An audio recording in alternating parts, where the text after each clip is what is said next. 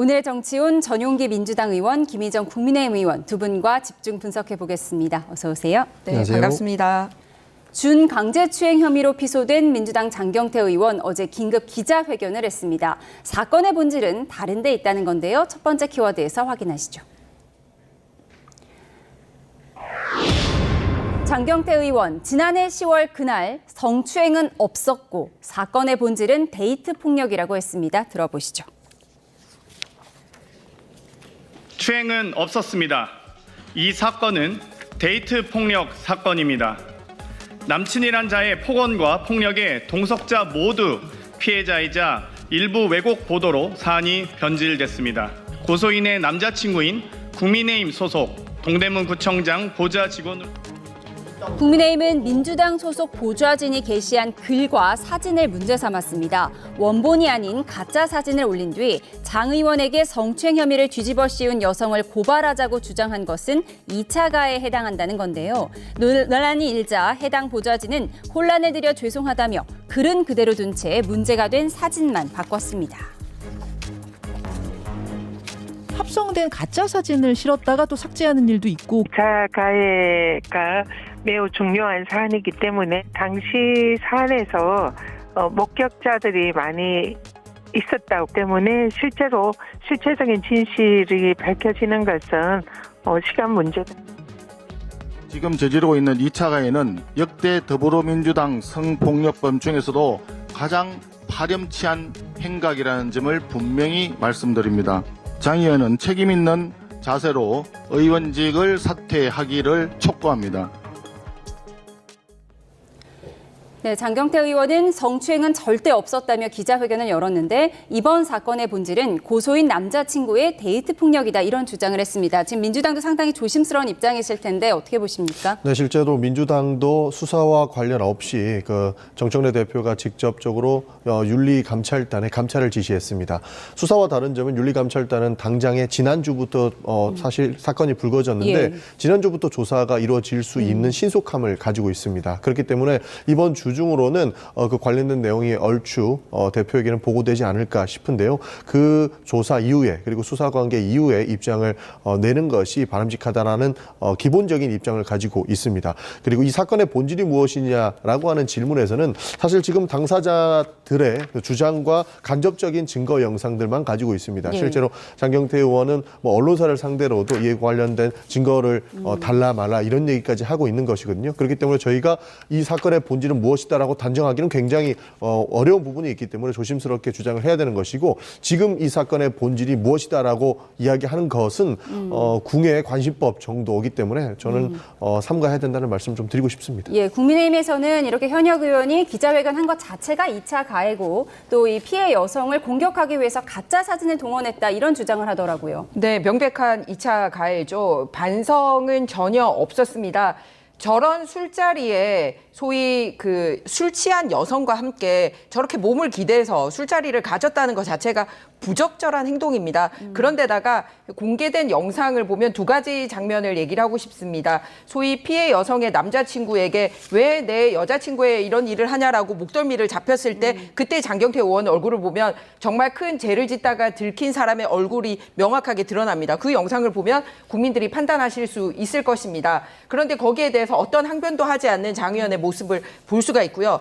두 번째는 그 피해 여성이 굉장히 당황해하면서 아니 왜 거기에라는 그런 얘기를 하는 장면이 나옵니다. 명백하게 뭔가 잘못된 일이 벌어지고 있고 순간 피해자가 자기도 모르게 이렇게 절규하듯이 피해를 증명하는 그런 목소리가 나오고 있거든요. 그런데 그런 부분에 대해서도 이게 피해자 목소리가 맞냐라고 항의를 했었는데 피해자 목소리가 맞다라는 것을 확인을 했습니다. 그랬기 때문에 이 사건의 본질은 술 취한 여성 보좌진에게 성추행을 했느냐에 대한 부분입니다. 그런데 그런 얘기는 일체 없이 완전히 다른 얘기로 프레임 전환을 하고 있습니다. 무슨 얘기냐면 쓰레기 더미가 이만큼 있는데 그냥 포장지 가지고 와서 예쁜 포장지 뒤집어 씌우면서 아 이거 선물이야 라고 바꾼다고 그 쓰레기 더미가 크리스마스 선물로 바뀝니까? 절대로 바뀌지 않습니다. 그래서 명확하게 사실 규명을 해야 되는 당사자이고 부끄러워해야 되고 국민들께 이런 사건에 연루된 거에 대해서 사과를 해야 되는데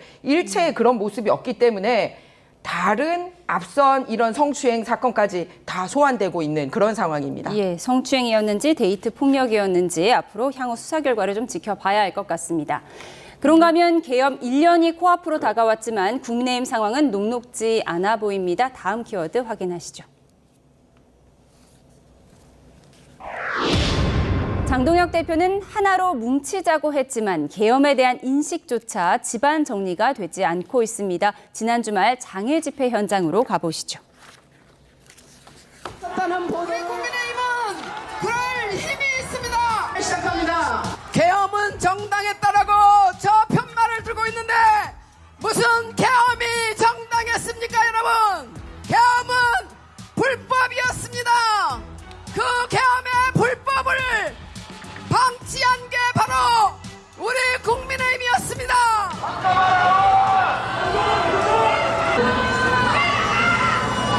내려가라고 내려가지요. 나와 뜻이 다르다고. 이렇게 하면 우리 앞에 길이 없습니다. 위기의 상황을 돌파하지 못하고 우리의 대통령을 탄핵시킨 그들 이제 입 좀 다물어야 되지 않겠습니까?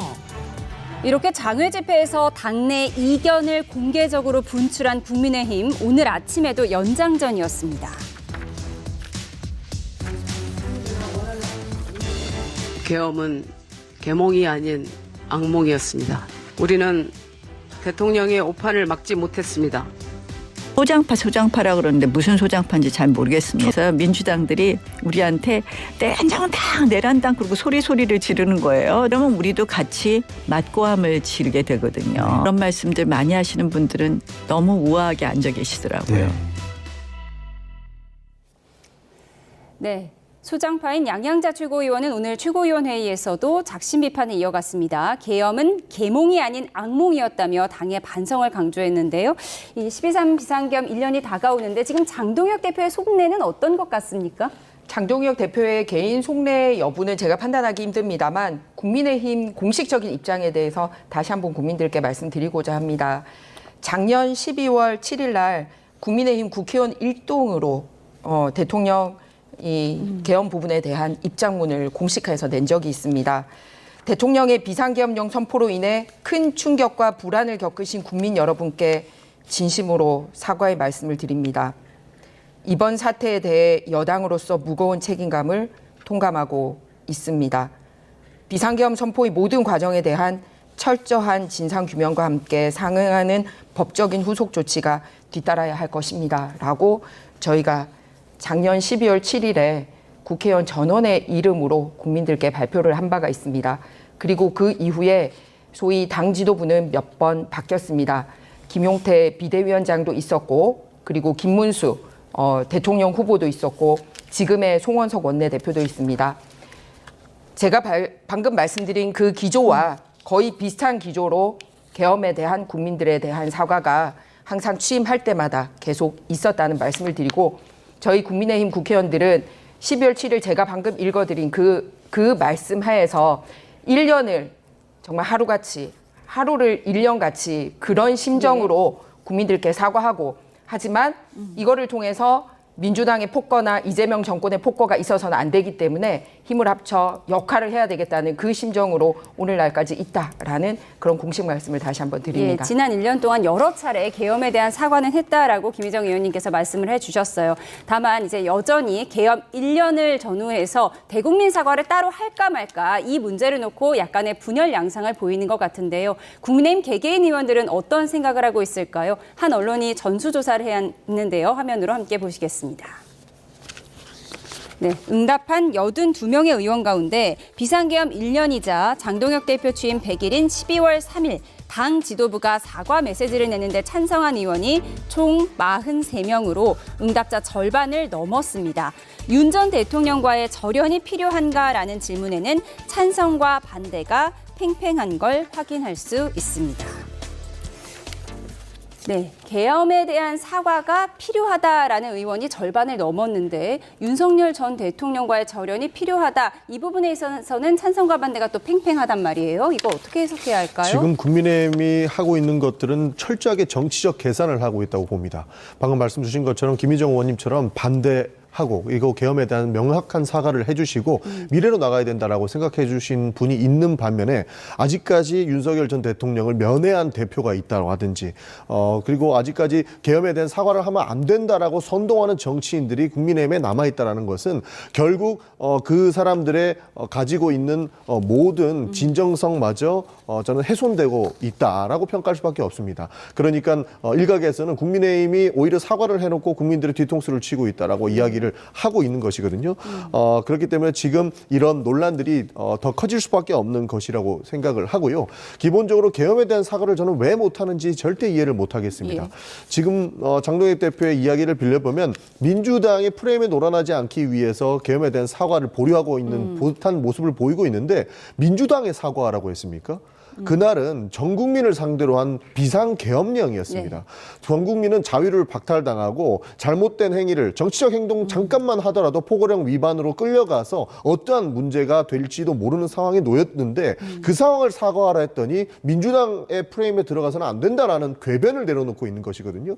그렇기 때문에 지금 이 상황을 전반적으로 이해를 잘 못하고 있는 것이고 앞으로 본인들의 정치적 이익이 어느 곳에 더 부합하는가만 따지다 보니 아직도 윤어게인 세력들에게 기대고 있는 그런 모습들을 보이고 있고 절반가량 이상은 사과하면 안 된다라고 입장을 내고 있는 겁니다. 정말로 큰일 날 일들이기 때문에 저는 하루빨리 국민의힘의 많은 의원님들께서 비상계엄만큼은 이미 내란 행위라고 재판을 받고 있는 윤석열 전 대통령이 있기 때문에 절연하고 국민들께 사과하고 앞으로 이런 일이 안 일어나도록 해야겠다라고 하는 의지를 다져주셔야 된다고 생각을 합니다. 예, 12월 3일이 이틀 남았는데요. 국민의힘이 한 목소리로 사과 메시지를 따로 낼 건지 지켜보도록 하겠습니다. 이런 가운데 국민의힘에서는 한동훈 전 대표와 이른바 친한계에 대한 대대적인 조사를 시작했습니다. 김종혁 전 최고위원에 대해서는 당원에 대해 모욕적으로 표현하고 비하했다는 이유로 징계에 착수했는데 어떤 말이 문제가 된 건지 과거 발언 들어보시죠. 장동혁 대표가 윤 전 대통령을 면회하고 나서 한 얘기들 있지 않습니까? 네. 성경 말씀과 기도로 단단히 무장하고 계셨다. 근데 그 얘기 자체가 이해가 되지 않아요. 왜냐하면 아시다시피 윤석열 전 대통령은 후보 토론 때 손에다가 왕자 쓰고 나온 분 아닙니까? 거기다가 천공, 건진 뭐 이런 무속인들에 의해서 여러 가지 영향을 받았다고 하는 건 널리 알려진 사실입니다. 뭐 이번에도 뭐 체포영장인가 하려고 했더니 뭐 성경을 읽고 있었다. 뭐 혹시 그러면 그분이 무슨 뭐 기독교의 귀의를 했다라든가 그러면 회개부터 시작하셔야죠. 네, 친한동훈계인 김종혁 전 최고위원에 대한 징계 사유를 보면 윤석열 전 대통령의 종교 행위를 희화화하고 신천지를 사이비로 규정해 당원을 비하했다는 것입니다. 김종혁 전 최고위원은 이런 움직임에 헛웃음만 난다 이렇게 얘기했는데 지금 장동혁 대표가 하나로 뭉치자면서 지금 한동훈계를 몰아내려는 것이 아니냐 이런 분석이 나오고 있는 상황이에요. 어떻게 보세요? 특정 계파를 놓고 자꾸 얘기하는 것은 저희의 그 제1야당을 분열시키려는 의도로 보입니다. 무슨 계파이기 때문에 징계라고 계파가 아니기 때문에 징계하고 이런 관점이 아니라는 말씀을 거듭 드립니다.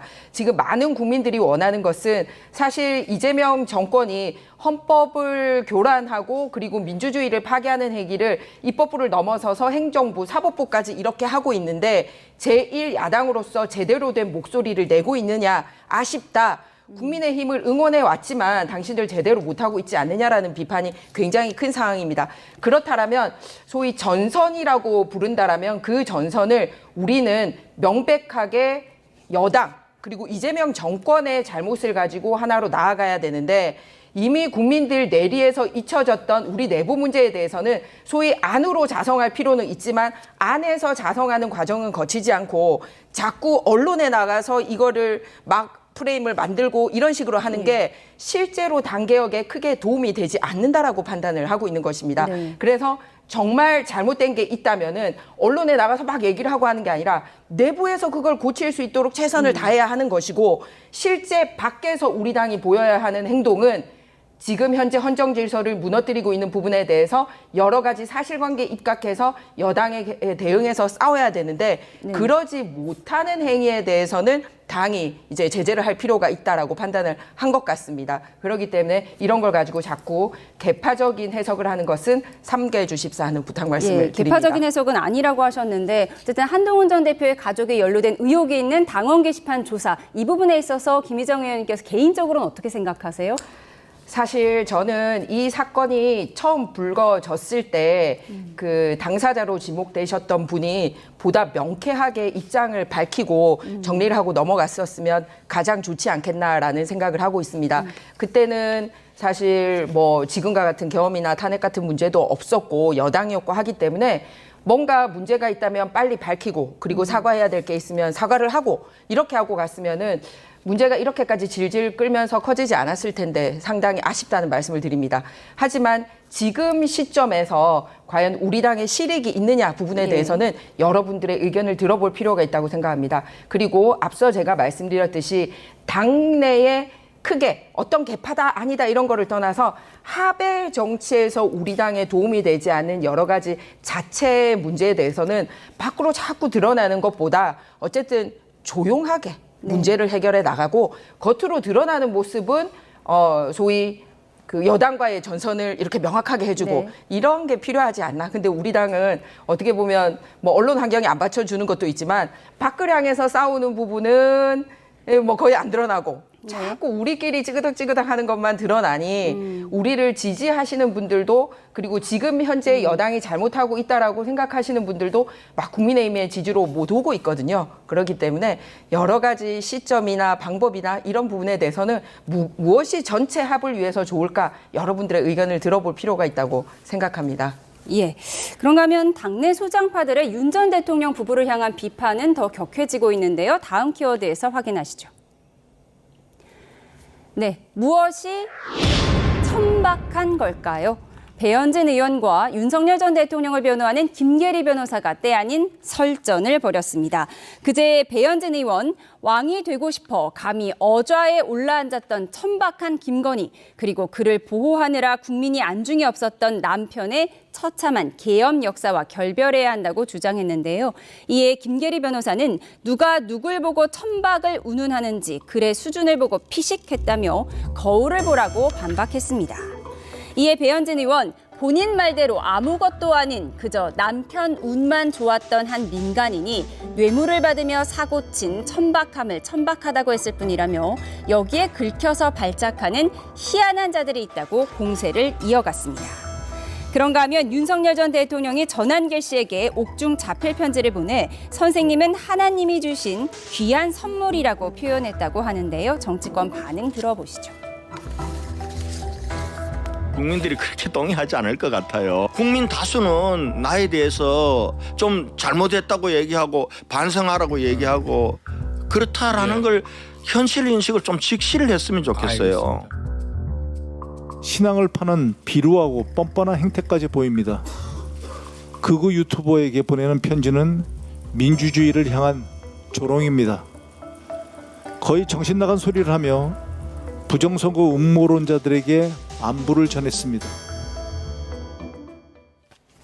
네, 김건희 씨에게 천박하다고 표현한 배현진 의원 그리고 거울부터 보라는 김계리 변호사의 설전 어떻게 보셨습니까? 참으로 안타깝습니다. 실제로 일어나지 말아야 될 일들이 지금 우리 눈으로 보이고 있기 때문에 야당의 의원도 본인들의 대통령의 영부인이었던 사람을 공격하기 이르는 상황을 보면 참으로 안타깝다는 말밖에 저는 대신할 수 없다고 봅니다.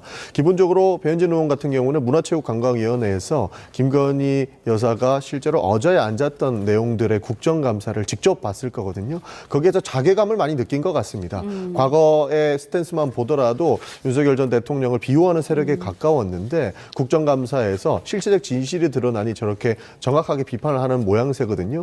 여기에서 더 천박한 수준이 무엇이냐라고 본다면 제가 답변을 하긴 어렵습니다. 합니다만 그래도 김건희 여사가 굉장히 많은 혐의로 재판을 받고 있음에도 불구하고 그를 두둔하는 모습들이 저는 더 안타까움을 국민들께 자아낸다 정도의 평가를 할 수 있을 것 같습니다. 예, 그런가 하면 윤 전 대통령의 옥중 편지도 공개가 됐는데 전한길 선생님은 하나님이 보내주신 선물이라고 표현했다고 합니다. 이를 두고 이제 박지원 의원이 그런 건진법사는 부처님이 보낸 선물이냐 이렇게 좀 비꼬기도 했더라고요. 실제로 뭐 하나님의 선물이라고 하면서 본인들을 비호하는 세력들의 규합을 원하는 모양새를 저는 띠고 있다고 보고 있습니다. 왜냐하면 전한길 씨가 지속적으로 뭐 국내에서 외국에서 어디에서건 논할 것 없이 윤석열 대통령을 구해야 된다라는 스탠스를 취하고 있지 않습니까? 그것이 국민들의 여론에는 크게 영향은 없지만 본인의 굳건한 지지층들에게는 강력한 메시지가 되고 있기 때문에 그 사람들만이라도 뭉쳐서 자신의 편을 들어달라라고 하는 메시지로 저는 읽었습니다. 그래서 여러 가지 비아냥과 조롱의 메시지는 담을 수 있겠습니다만 지금 윤석열 전 대통령이 가지고 있는 혐의의 내용에 비하면 어떠한 말로도 대신할 수 없이 국민들께 반성하는 모습을 보여야 된다는 정도로만 말씀드릴 수 있겠습니다. 예, 누가 천박한가 배현진 의원과 김계리 변호사의 설전을 짚어봤습니다.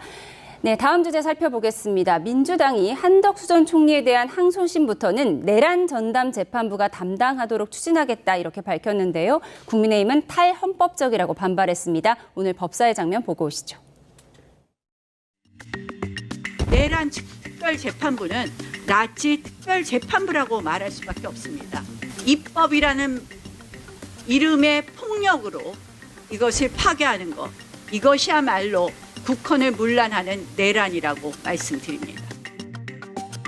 79년이 지난 지금도 나치 전범들에 대해서 재판을 하고 있습니다. 지금 윤석열 내란 당시에 전화 통화를 하신 나경원 의원님, 윤석열과 무슨 전화 통화했습니까? 공정한 재판, 내란 전담 재판부를 구성할 수 있도록 하는 것이 국회의원의 도리일 것입니다.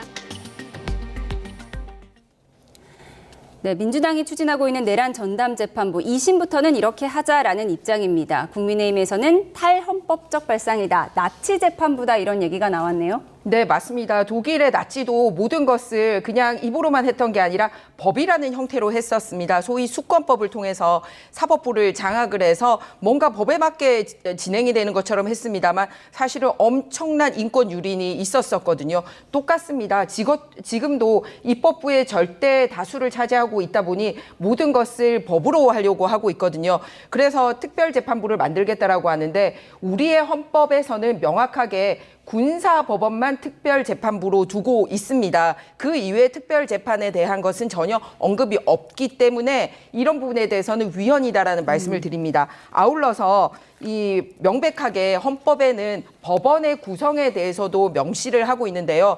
사법부의 별도로 독립을 위해서 법원은 법관들로 인해서 구성이 되며 거기에 대해서 재판의 독립을 인정하고 있거든요. 그런데 대법원의 일을 행정적인 사무를 하는 대법원 행정처에 비법관들로 채우겠다라고 얘기를 하고 있기 때문에 이 부분도 헌법상 법원의 구성 요건을 규정하고 있는 조항 위반이라는 말씀을 드립니다. 예를 들어서 어떤 회사에 문제가 있다라고 해서 그 회사에 대한 컨설팅을 밖에서 할 수 있을지는 모르지만 외부에서 들이닥친 사람에게 야, 인사도 니들이 알아서 해. 그리고 승진도 누가 시킬지 알아서 해. 라고 그 회사의 인사와 승진과 관련된 것을 완전히 밖에 사람 불러다가 하지는 않거든요. 컨설팅을 듣는 거하고 완전히 인사권을 맡기는 거하고는 다른 일입니다. 더군다나 그냥 회사 정도도 아니고 헌법상 명확하게 입법, 사법, 행정을 분리하고 법원에 대해서는 독립성을 어떤 규정보다도 명확하게 뒀는데 이런 부분을 정면으로 어기고 있습니다. 그럼 뭐냐면 실제로 이게 위헌, 위법하다는 걸 알고 있습니다만 이런 법안을 만들므로써 조희대 대법원장을 비롯해서 법관들에게 으름장을 놓고 야 조심해 라고 정치적으로 사인을 주는 행위로 보여집니다. 네, 짧게 반박 듣겠습니다. 네, 내란 전담 재판부는 지금도 전담 재판부가 있습니다. 기본적으로 지적재산권과 관련된 내용도 지적재산 건과 관련된 전담 재판부가 있거든요. 그래서 저희도 전담 재판부를 만들어서 이 내란 사건을 운영하자라고 하는 겁니다. 지금 문제를 보면 재판부가 무작위로 배당된다고는 하나 굉장히 많은 의혹들 중에 하나가 관련이 없는, 그러니까 다른 담당 재판부가 지금 내란 재판까지 하고 있고 내란 재판을 진행하면서 형사 재판까지 진행하고 있는 이 사안의 중대성을 잘 모르고 있는 듯한 모습을 보여주고 있기 때문에 국민적 신뢰가 무너지는 거 아니겠습니까? 그래서 이 내란 상황이 끝내기 전까지는 내란을 전담으로 할 수 있는 재판부가 신속하게 끝나라고 하는 측면에서 할 수 있다라는 말씀을 드리는 것이고, 특별재판부로 새롭게 법원 밖에 법원을 세우자라는 것은 위헌 논란이 맞습니다. 그러나 법원 안에 전담을 할 수 있는 재판부를 만드는 것은 위헌 논란도 크게 없기 때문에 문제는 없다고 저는 보고 있습니다. 이름만 전담으로 바꾼 거지 사실상 특별재판부를 만들자라는 것과 똑같습니다. 그런데 이름만 전담이라는 말을 하는 거죠. 그래서 잘못됐다라는 말씀을 드리고요. 특검에 대해서도 잘 아시지만 3개 특검이 인원 약 600명 원이나 동원해서 그 돈도 500억 원이나 들여가지고 별 나오는 게 없으니까 원래 민주당 원내대표부는 이 연장하지 않으려고 국민의힘과 합의를 했다가 정청래 대표이신 강경파들한테 이렇게 물러나는 일이 있었지 않습니까? 그렇듯이 특검에서도 뭐가 안 나오니까 재판부를 장악하려고 하는 거고, 아울러서 공무원들에게 말도 안 되는 TF 만들어서 75만 공무원들 휴대폰 보자고 하고 이런 것들을 하고 있는 것입니다. 예, 다음 주제 넘어가겠습니다. 민중계 특검이 오세훈 시장을 정치자금법 위반 혐의로 기소했습니다. 오세훈 시장이 명태균 씨에게 여론조사를 부탁하고 자신의 후원자를 통해 3,300만 원을 대납했다고 판단한 건데요. 지금 민주당 서울시장 후보군들이 오세훈 때리기에 나선 상황에서 이렇게 기소 소식이 들려오면 오세훈 서울시장의 행보에 어떤 영향을 줄 거라고 예상하세요? 아무래도 크게 신경 쓰지 않고 행보는 할 것이라고 봅니다. 그러나 분명한 문제가 있다면 처벌을 받을 것이라고 생각을 합니다. 기본적으로 국정감사에서 명태균 씨가 나와도 본인들은 특검에 가서 조사를 받겠다, 모든 증거는 특검에서 이야기하겠다라고 했고 1대1 면담까지도 특검에서 진행하겠다라고 하는 당당한 모습을 보여왔었는데요. 실제로 그 당당함이 모든 증거와 부합했다면 불기소 처분이 내려졌을 거라고 봅니다. 그러나 특검의 판단은 달랐던 것 같습니다. 앞으로 저는 근거가 없기 때문에 뚜렷하게 말씀을 드릴 수 없겠지만 증거가 있으니까 기소를 했을 것이라고 보고 있는 것이고, 이후에 정치적 행보도 국민의힘에서 잘 판단하리라고 저는 보고 있습니다. 예, 오세훈 서울시장은 이번 기소에 대해서 민주당 하명을 받은 특검의 오세훈 죽이기다, 명태균과 민주당이 한 몸이 되었다, 이렇게 반발하고 있는 상황인데요. 오세훈 시장의 입장 발표가 들어오면 또 전해드리도록 하겠습니다. 정치원 여기서 줄이겠습니다. 전용기 민주당 의원, 김희정 국민의힘 의원과 함께했습니다. 고맙습니다.